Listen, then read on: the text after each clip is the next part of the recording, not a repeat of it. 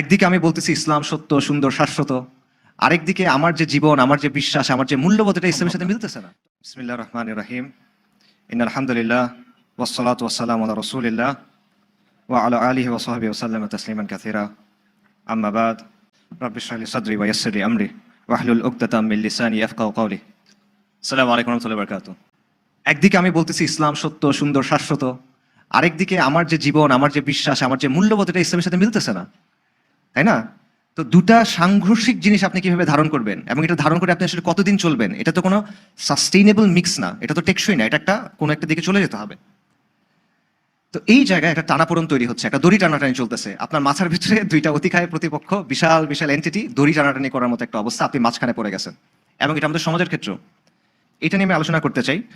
এবং আমরা অনেক সময় পাশ্চাত্য সভ্যতার বা আধুনিকতার বিভিন্ন অ্যাসপেক্ট নিয়ে আলোচনা করি, যেমন ধরেন পুঁজিবাদ বা ডেমোক্রেসি, লিবারালিজম, ফেমিনিজম। এবং এগুলো নিয়ে আলোচনা করার সময় বা এগুলো হ্যান্ডেল করার সময় আমরা অনেক সময় তালগোল পাকায় ফেলি, একটু সমস্যাও হয়ে যায়। কিন্তু এগুলো আসলে মূলত সিমটম, উপসর্গ, রোগের উপসর্গ। মূল রোগ এগুলো না। মূল রোগটা হলো শেকড়ে একটা সমস্যা রয়ে যাচ্ছে।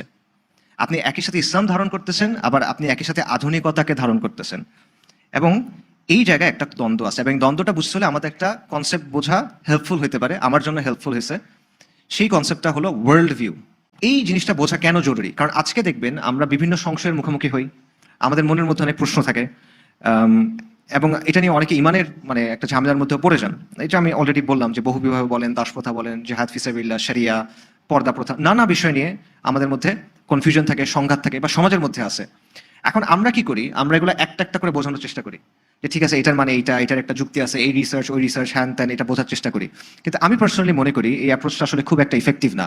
কারণ এই প্রশ্নের শেষ নাই, এই প্রশ্ন আসতেই থাকবে, আপনি কয়টা বুঝাবেন তাকে? এখানে মূল জায়গায় আপনার যাইতে হবে, মৌলিক প্রশ্নটার জায়গায় যাইতে হবে। মৌলিক জায়গায় অ্যালাইনমেন্টটা যদি ঠিক হয়, তাহলে এই প্রশ্নগুলো সলভ হয়ে যাবে নিজে নিজে।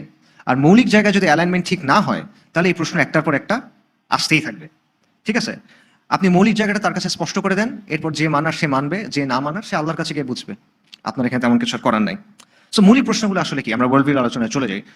ওয়ার্ল্ড ভিউর কিছু মৌলিক উপাদান আছে, বা আপনি বলতে পারেন ওয়ার্ল্ড ভিউর কিছু মৌলিক রোকন আছে বা স্তম্ভ আছে। এগুলা কি? এগুলো হলো কিছু মৌলিক প্রশ্ন, যে প্রশ্নগুলোর উত্তর সবাই কিছু না কিছু উত্তর ধরে নেয়, এবং এই উত্তরগুলো নিয়েই তার ওয়ার্ল্ড ভিউ তৈরি হয়, ওই চশমাটা তৈরি হয় যেটা দিয়ে সে সবকিছু দেখে। তো প্রশ্নগুলো কি? একটা প্রশ্ন হলো বাস্তবতা এবং অস্তিত্ব নিয়ে প্রশ্ন, একটা হলো জ্ঞান নিয়ে প্রশ্ন, একটা হলো মানুষের আত্মজিজ্ঞাসা, মানুষের উৎসটা কি, মানুষের শেকড়টা কি, এটা নিয়ে একটা প্রশ্ন, একটা হলো জীবনের উদ্দেশ্য কি, জীবনের অর্থ কি, এটা নিয়ে প্রশ্ন, নৈতিকতা নিয়ে প্রশ্ন, এবং সমাজ এবং শাসন, এটা নিয়ে প্রশ্ন। এখানে প্রশ্ন আরো হইতে পারে, আর অনেকগুলো প্রশ্ন হতে পারে। বাকি এই প্রশ্নগুলোর উত্তর যদি আপনি দিয়ে ফেলেন, তাহলে আপনি দেখবেন আপনি ওয়ার্ল্ড ভিউর ব্যাপারটা বুঝে ফেলছেন, এবং কোথায় পার্থক্য হচ্ছে এটা বুঝে ফেলছেন, কোন জায়গায় ঝামেলা হচ্ছে এটা ইনশাল্লাহ ক্লিয়ার হয়ে যাবে আপনার কাছে। প্রথম প্রশ্ন দেখেন, যে বাস্তবতা এবং অস্তিত্ব নিয়ে প্রশ্ন। এই প্রশ্নটা কি? যে আসলে কি আছে, কি নাই, কোনটা বাস্তব, কোনটা অবাস্তব, এবং পরম বাস্তবতা, প্রাইম রিয়ালিটি কি। কথাটা একটু অ্যাবস্ট্রাক্ট লাগতে পারে, সহজভাবে বলি। যেমন ধরুন আমার সামনে মাইকটা আছে, আমার সামনে ডায়াস আছে, আমার সামনে আপনারা আছেন, আপনাদের সামনে আমি আছি। এটা আপনারা সবাই একমত। এটার ক্ষেত্রে ইসলাম এবং আধুনিকতাও একমত। কিন্তু আপনি যদি বলেন রূহ আছে কিনা, আপনি যদি বলেন বারজাক আছে কিনা, আপনি যদি বলেন জিন আছে কিনা, আপনি যদি বলেন সেহের, জাদু আছে কিনা, আপনি যদি বলেন আইন আল হাসাদ, বদনজর, এটা আছে কিনা, তখন আধুনিকতা কি বলবে? আখিরাত আছে কিনা, জান্নাত এবং জাহান্নাম আছে কিনা, আল্লাহ আছেন কিনা। এইখানে আধুনিকতার অবস্থান এবং ইসলামের অবস্থান কি? পার্থক্য, ব্যাপক পার্থক্য এখানে। আধুনিকতা এগুলো সব কি গায়েব। তো আধুনিকতা গায়েবের অস্তিত্ব স্বীকার করে না। আর ইসলাম কি বলে? ইসলামের অবস্থান শুরু হয়েছে গায়েবের অবস্থান থেকে। আল্লাহ সুবহানাহু ওয়া তাআলা সূরা বাকারা থেকে বলেছেন আলিফ লাম মিম যালিকাল কিতাবু লা রাইবা ফীহি হুদাল লিল মুত্তাকিন আল্লাযীনা ইউমিনুনা বিল গায়ব। যে এটা হলো কিতাব যেটার মধ্যে কোনো সন্দেহ নাই, এটা মুত্তাকিদের জন্য হুদা, দিক নির্দেশনা। এবং মুত্তাকিদের বৈশিষ্ট্যের প্রথম কি আসছে? যারা গাইবের উপর ঈমান আনছে। আপনারা আমানতু বিল্লাহ পড়ছেন না? আমানতু বিল্লাহি ওয়া মালাইকাতিহি ওয়া কুতুবিহি ওয়া রাসূলিহি ওয়াল ইয়াউমিল আখিরি, তারপরে কাদার, তারপর বাসি বাদাল মাউত, পুনরুত্থান। এগুলো সব কি? গায়েব। এটা আপনি আধুনিকতা বিশ্বাস করে? এগুলো বিশ্বাস করে না। ইসলামের বিশ্বাস শুরু হচ্ছে গায়েবের উপর বিশ্বাসে নেয়, আর আধুনিকতা শুরু করতেছে এগুলো অস্বীকার করে। তো এই জায়গায় যদি পার্থক্য হয়, সেকেন্ডারি প্রশ্ন যেগুলো আছে, রাজনীতি বলেন, অর্থনীতি বলেন, সংস্কৃতি বলেন, সমাজ বলেন, শিল্প বলেন, পার্থক্য হবে কিনা? অবশ্যই হবে। আচ্ছা, এবং এখানে সবচেয়ে বড় পার্থক্য কোথায়? আধুনিকতা স্রষ্টার অস্তিত্বকে স্বীকার করে না, অথবা সে মনে করে স্রষ্টার অস্তিত্ব থাকতে পারে বাকি স্রষ্টার রেলেভেন্ট না, নাউজুবিল্লাহ, যে স্রষ্টার যে চিন্তা আছে সেটা সমাজের জন্য, রাষ্ট্রের জন্য প্রাসঙ্গিক না, এটা আমরা ঠিক করব। ইসলাম কি বলে? ইসলাম বলে আল্লাহু খালিকু কুল্লি শাইইন ওয়া হুয়া আলা কুল্লি শাইইন ওয়াকিল। আল্লাহ সুবহানাহু ওয়া তাআলা সবকিছুর সৃষ্টিকর্তা, উনি সবকিছুর তত্ত্বাবধায়ক। এবং সমগ্র সৃষ্টি, বাস্তব এবং অবাস্তব, সম্ভব এবং অসম্ভব, এগুলোর অবস্থান কই? এগুলোর অবস্থান হলো কাফ আর নুনের মাঝখানে। আল্লাহ যখন কোনো কিছু চান, আল্লাহ কি বলেন? ইয়াকুলু লাহু কুন ফায়াকুন, আল্লাহ বলেন আর হয়ে যায়। এটা হলো ইসলামের অবস্থান। কাজেই বাস্তবতা, অস্তিত্ব, এই জায়গায় মেজর একটা পার্থক্য হচ্ছে। আচ্ছা, সেকেন্ড কোয়েশ্চেনে আসেন। জ্ঞান। জ্ঞান কি? জ্ঞানের উৎস কি? জ্ঞানের সংজ্ঞা কি? জ্ঞানের মাপকাঠি কি? আপনি যাচাই কিভাবে করবেন? মনে করেন আপনি বললেন যে আমি জানি ক সত্য, এটা আপনি কিভাবে জানলেন? কোন উৎস থেকে জানলেন? এটা আপনি যাচাই করলেন কিভাবে? আমি কিভাবে বুঝবো এটা আপনার পার্সোনাল ওপিনিয়ন নাকি এটা আসলে একটা ফ্যাক্ট? এটা আমি কিভাবে বুঝবো? এগুলো হলো জ্ঞান নিয়ে প্রশ্ন। এটাকে জ্ঞান তত্ত্বের প্রশ্ন বলে, এপিস্টেমোলজি বলে। জটিল শব্দে যাওয়ার দরকার নেই, এটা জ্ঞান নিয়ে প্রশ্ন। এই জায়গাতে ইসলামের সাথে আধুনিকতার মৌলিক পার্থক্য আছে। সবচেয়ে বড় পার্থক্য হলো ওয়াহি এবং রিসালা। ওয়াহি এবং রিসালা, কারণ জ্ঞানের সবচেয়ে নিখুঁত উৎস ইসলামের জায়গা থেকে কি? ওয়াহি।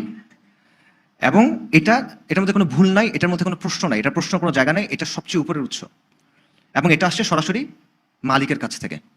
কিন্তু আধুনিকতা ওয়াহি এবং রিসালা কোনোটাকে স্বীকার করে না। তো আবার আমরা সূরা বাকারার কথা যে আল্লাহ সুবহানাহু ওয়া তাআলা বলেন আলিফ লাম মিম যালিকাল কিতাবু লা রাইবা ফি হুদাল লিল মুত্তাকিন, যে এটা ওই কিতাব যেটার মধ্যে কোনো সন্দেহ নাই, নিখুঁত জ্ঞান, এটার উপরে কোনো কিছু নাই। এবং আল্লাহ সুবহানাহু ওয়া তাআলা বলছেন আর রহমান আল্লামাল কোরআন খালাকাল ইনসান আল্লামাহুল বায়ান। আল্লাহ মানুষকে শিখাইছেন। আর রহমান, যিনি কোরআন শিক্ষা দিয়েছেন, যিনি মানুষকে ভাষা শিক্ষা দিয়েছেন। আল্লাহ সুবহানাহু ওয়া তাআলা বলছেন ইকরা বিসমি রাব্বিকাল্লাযী খালাক খালাকাল ইনসানা মিন আলাক ইকরা ওয়া রাব্বুকাল আকরাম আল্লাযী আল্লামা বিল কলম আল্লামাল ইনসানা মা লাম ইয়ালাম। আল্লাহ মানুষকে শিক্ষা দিয়েছেন কলম দিয়ে, যেটা মানুষ জানতো না। মানুষকে শিখাচ্ছেন কে? আল্লাহ আযজা ওয়া জাল। এবং বনি আদমকে তার মানে শেখানো হয়েছে কিভাবে? ওয়াহির মাধ্যমে। নিখুঁত জ্ঞান, চূড়ান্ত জ্ঞান, পারফেক্ট জ্ঞান, রাইট? আচ্ছা, এবং এটার উপরে আর কোনো জ্ঞান যেতে পারবে না। কেন পারবে না? কারণ সৃষ্টি অনেক কিছু বোঝে না যেটা খালেক বুঝেন। আল্লাহ সুবহানাহু ওয়া তাআলা কি বলছেন? ক্বালা ইন্নী আ'লামু মা লা তা'লামুন, আমি জানি তোমরা জানো না। আচ্ছা, সো এটা হলো ওয়াহি। এরপর আছে রিসালাতের কথা। ওয়াহি আল্লাহকে ডিরেক্ট নাজিল করছেন, পাহাড়ের উপর নাজিল করছেন, সমুদ্রের উপর নাজিল করছেন। কার উপর নাজিল করছেন? রিজালের উপরে, নবীদের উপরে, আম্বিয়া কেরামের উপর আলাইহিস সালাতু ওয়াস সালাম। এবং তারা এসে আমাদেরকে ওয়াহি বুঝাই দিয়ে গেছেন। তারা এসে আমাদের সামনে ওয়াহি দৃষ্টান্ত স্থাপন করে গেছেন যে কিভাবে পালন করতে হবে। এবং আল্লাহ সুবহানাহু ওয়া তাআলা বলছেন ওয়ালাকাদ বাআসনা ফি কুল্লি উম্মাতির রাসূলান আন ইয়াবুদুল্লাহ ওয়াজতানিবুত তাগুত। প্রত্যেক উম্মার কাছে রাসূল পাঠানো হয়েছে এবং তাদের প্রধান শিক্ষা কি ছিল? কুফর বিত তাগুত ওয়া ঈমান বিল্লাহ, মিথ্যা ইলাকে অস্বীকার করো, এক আল্লাহর ইবাদত করো। তাহলে এই জায়গাটাতেও আধুনিকতার অবস্থান কি? সে মানে এটা মানে না, সে রিসালাত মানে না, ওয়াহি মানে না, রিসালাত মানে না, এবং দুটো কানেক্টেড। রিসালাত মানলে ওয়াহি মানতে হবে, ওয়াহি মানলে রিসালাত মানতে হবে, সে মানে না। আচ্ছা, ইসলামী জ্ঞানের আরেকটা ইম্পর্টেন্ট জায়গা আছে, সেটা হলো রিবায়া, বর্ণনা। বর্ণনার মাধ্যমেই, সিলসিলার মাধ্যমে, চেইন অফ ট্রান্সমিশন বেসিক্যালি, এটার মাধ্যমে কোরআন আপনার কাছে আসছে, এটার মাধ্যমে হাদিস আপনার কাছে আসছে, এটার মাধ্যমে খায়রুল কুরুন, সাহাবায়ে কেরাম, তাবিঈন, তাদের যে বুঝটা সেটা আপনার কাছে আসছে। ইলমের সিলসিলা এটার মাধ্যমে আপনার কাছে আসছে, আথারগুলা এভাবে আপনার কাছে আসছে, রাইট? এবং এটার উপর ভিত্তি করে আমাদের ইসলামী জ্ঞানের অনেক সমৃদ্ধ ধারা গড়ে উঠছে, যে বর্ণনাকারীদের বর্ণনা যাচাই করা, বর্ণনাকারীদের নিজেদের অবস্থা যাচাই করা, লাইক উলুমুল হাদিসের বিভিন্ন অংশ এটার মাধ্যমে গড়ে উঠছে। আধুনিকতা কি এটা স্বীকার করে? স্বীকার করে না। মৌলিক পার্থক্য হচ্ছে দেখেন। এবং এই জায়গা থেকে আধুনিকতা কি বলে? আধুনিকতা বলে জ্ঞানের উদ্দেশ্য হলো সেন্স পারসেপশন, পঞ্চ ইন্দ্রিয় থেকে পাওয়া তথ্য।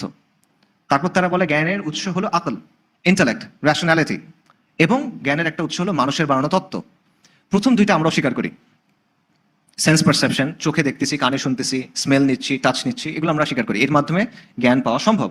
আকল, বিজ্ঞান, এটার মাধ্যমে জ্ঞান পাওয়া সম্ভব, আমরা স্বীকার করি। তবে এই জ্ঞানটা কিছু প্রবলেম আছে বা কিছু লিমিটেশন আছে, প্রবলেম না, লিমিটেশন আছে। এটা সীমিত, এটা পরিবর্তনশীল, এটা পরিবর্তন হয়। একসময় মহাবিশ্বকে ব্যাখ্যা করা হতো স্টেডি স্টেট মডেল দিয়ে, এখন বিগ ব্যাং মডেল দিয়ে ব্যাখ্যা করা হচ্ছে। একসময় ফিজিক্সের অনেক অবস্থান ছিল যেগুলোকে অপরিবর্তনীয় মনে করা হতো। কোয়ান্টাম মেকানিক্স আসলো, কোয়ান্টাম ফিজিক্স আসলো, তখন এটা চেঞ্জ হয়ে যাচ্ছে।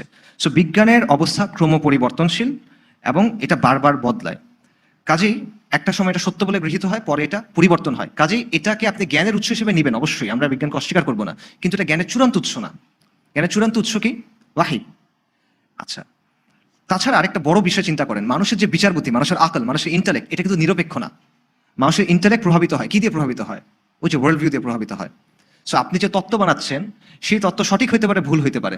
এবং বর্তমানে সামাজিক বিজ্ঞানে যেসব তত্ত্ব আছে এগুলোর অনেকগুলাই আসলে সঠিক না, যেমন ধরেন ছেলে মেয়ে হতে পারে, মেয়ে ছেলে হতে পারে, এই টাইপের যেগুলো, এগুলো কোথেকে আসতেছে? সোশ্যাল সায়েন্সের বিভিন্ন তত্ত্ব থেকে আসতেছে। এগুলো বাস্তব ভাষায় সাংঘর্ষিক আমরা দেখতেছি, কিন্তু এগুলো কথার মারপ্যাচে কিন্তু গ্রহণ করা হচ্ছে। সো এই জিনিসপত্রগুলোকে মানে আকল থেকে যাই আসবে সেটাকে জ্ঞান হিসেবে গ্রহণ করতে হবে, এটা একটা সঠিক অবস্থান না। এটাকে কোরআনের মাপকাঠিতে, নুসুসের মাপকাঠিতে, সালাফুস সালিহিনের বুঝের মাপকাঠিতে আপনার বিচার করতে হবে।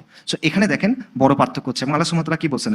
ওয়া মা ইয়াত্তাবিউ আকসারুহুম ইল্লা দন্না, যে মানে তাদের অধিকাংশ কেবল ধারণার অনুসরণ করে, তাই না? এবং বাস্তবেও আমরা যে সামাজিক তত্ত্বগুলো বলি, এগুলো কি আসলে? ধারণার অনুসরণ। আচ্ছা, সো ওয়ার্ল্ড ভিউর ক্ষেত্রে দুইটা প্রশ্ন আমরা দেখলাম, অস্তিত্ব নিয়ে, বাস্তবতা নিয়ে, এবং এটা আসলে সবচেয়ে বেশি ইম্পর্টেন্ট দুটো প্রশ্ন। ওয়ার্ল্ড ভিউ যদি একটা গাছ হয়, তাহলে বাস্তবতা এবং অস্তিত্ব নিয়ে যে প্রশ্ন, এটার উত্তরটা হলো শেকড়ের মতো। আর জ্ঞান নিয়ে যে প্রশ্ন, এটা হলো গাছের কাণ্ড বা গুড়ির মতো। এটা বাকি সবকিছু ডিফাইন করে দিবে আসলে কেমন হবে। গাছের শেকড় এবং কাণ্ড যেরকম হবে, এটার উপর ডিপেন্ড করবে গাছের ডালপালা কেমন হবে এবং ওই গাছের ফল কেমন হবে। সো দুইটা গাছ চিন্তা করেন, একটা ইসলামের, একটা আধুনিকতার, দুইটা গাছের শেকড় আলাদা, কাণ্ড আলাদা।